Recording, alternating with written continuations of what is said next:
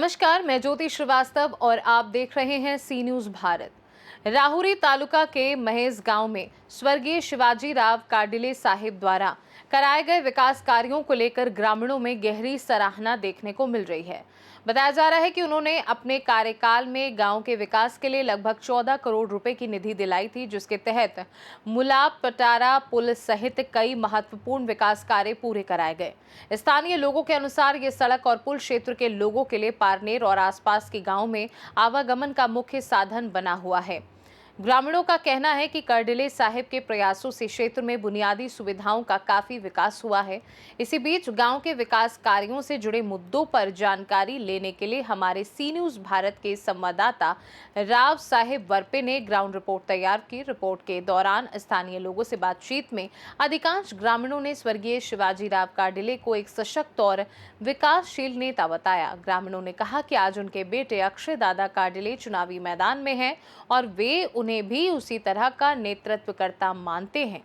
कई लोगों ने दावा किया कि 80 से 90% मतदाता राहुरी तालुका से अक्षय दादा काडिले के समर्थन में हैं।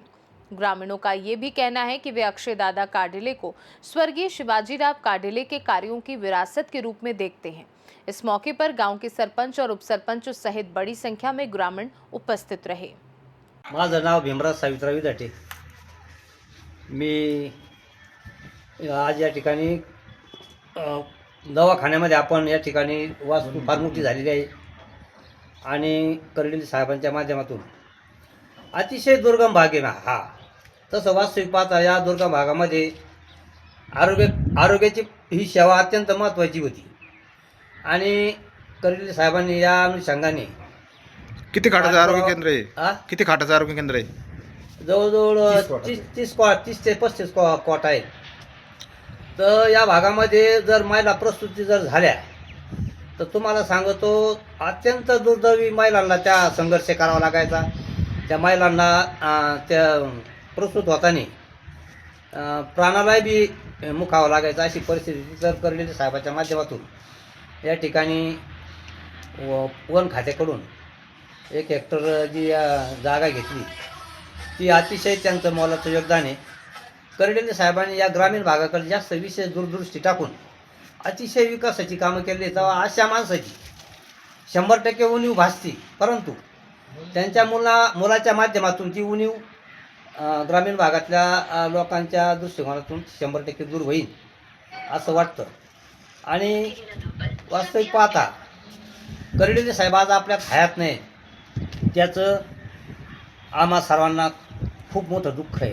कारण अशी कामाची व्यक्ती काळाच्या पडद्याआड झाल्यानंतर ते साहजिकच त्याचे विकास कामं करतात त्या लोकांच्या बाबतीत सर्व गोरगरीब जनतेला त्याचं फार मोठं दुःख आहे, हे निश्चित आहे।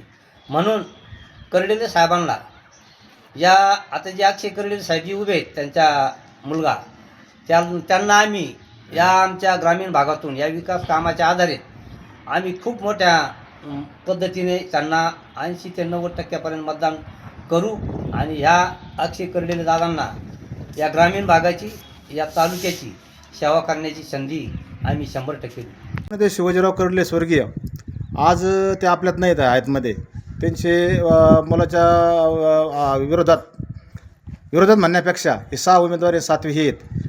आता अक्षयदादाला मतदान तुमच्या म्हैसगावात तालुक्यातून म्हैसगावामधून किती लीड राहील? 80 ते 90% मतदान राहील त्यांना इथं ह्या ठिकाणी। विकास कामं काय काय केले इथं? हिने विकास कामं म्हणजे इथं डायरेक्ट कामाचा डोंगर उभा केला आहे आमच्या गावामध्ये। ह्या ठिकाणी कर्डिले साहेबांच्या त्यांच्या वडिलांच्या माध्यमातून ह्या ठिकाणी कोट्यवधी रुपयाचे कामं झालेले आहेत। ही एवढी मोठी वस्तू आहे, किती रुपयाची निधी सगळं? ही पहिल्यांदा आरोग्य केंद्र त्या ठिकाणी जागा घेऊन 1 हेक्टर फॉरेस्टकून जागा घेण्याचं कर्डिले साहेबांचं श्रेय आहे आणि ते कुणीही मान्य करू शकणार नाही, असं कधीच होणार नाही। 1 हेक्टर जागा आम्हाला फॉरेस्टकून त्या ठिकाणी तिने घेऊन देण्याचं काम पूर्णपणे सहकारी कर्डिले साहेबांचं आहे। त्यानंतर त्या ठिकाणी परत आरोग्य केंद्राच्या इमारतीसाठी 2 कोटी रुपये निधी उपलब्ध करून तात्काळ ह्या ठिकाणी इमारत उभा करण्याचं काम कर्डिले साहेबांच्या माध्यमातून झालेलं आहे।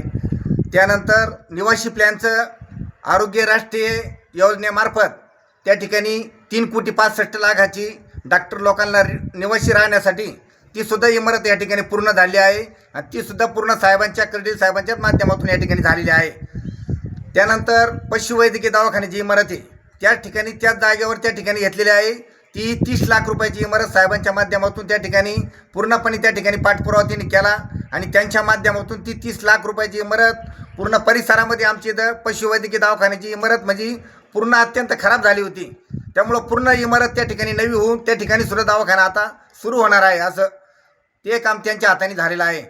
त्याच्यानंतर त्यांच्या माध्यमातून जनसुविधा निधीतून ग्रामपंचायत कार्यालयासाठी 10 लाख रुपये दिले. ती सुद्धा इमारत ग्रामपंचायत कार्यालयाची या ठिकाणी उभी राहिलेली आहे. तर जेवढे आत्तापर्यंत कामं त्यांच्या माध्यमातून झालेले आहेत, गेले 50 वर्षात कामं झाले नाही असे कामं केलेले साहेबांनी गेले 10 वर्षात आम्हाला या ठिकाणी आमच्या गावात ज्या वेळेस निवडून आलेत त्या वेळेस या ठिकाणी आम्हाला कामाच्या रूपाने भरपूर जनतेच्या हिताचे कामं केलेले आहेत.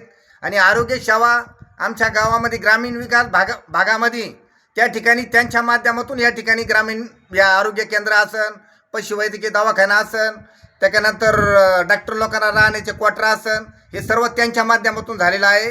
आणि आमच्या गावाला एवढी इमारत बांधण्यासाठी एवढी मोठी जागाच नव्हती गावठाणामध्ये, पण फॉरेस्टला पाठपुरावा करून त्या ठिकाणी तिने 1 हेक्टर जागा आम्हाला या गावासाठी उपलब्ध करून सगळ्या लोकांसाठी आणि सर्व महिलांसाठी त्या ठिकाणी जागेवर आरोग्य केंद्र म्हैसगावमध्ये या ठिकाणी उपलब्ध करून लोकांना सेवा देण्यासाठी अत्यंत महत्त्वाचं काम तिने केलेलं आहे.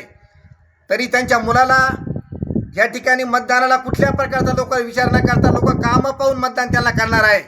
तर त्यांच्या मुलाला ह्या भागामध्ये कुठल्याही प्रकारचा प्रचार करायची गरज नाही. या ठिकाणी 100% मतदान त्यांच्या मुलाला 80 ते 90% लोक डोळे झाकून या ठिकाणी करणार आहे.